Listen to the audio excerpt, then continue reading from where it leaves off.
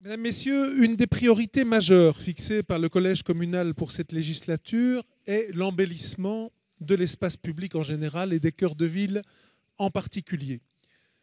Sambreville ayant été définie par ses habitants eux-mêmes comme la chaleureuse, il n'est pas tout à fait illogique qu'elle ait plusieurs cœurs.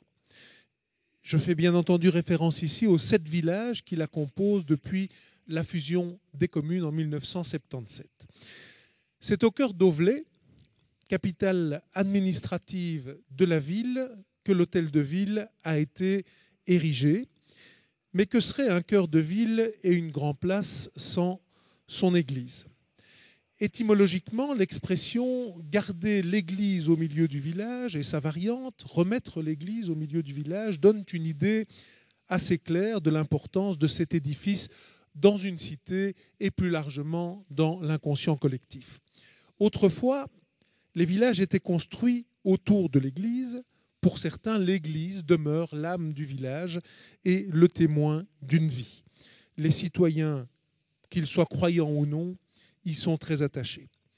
Outre sa signification purement religieuse, l'église est devenue au fil du temps et pour tout un chacun un repère visuel dans le paysage, dans un endroit inconnu.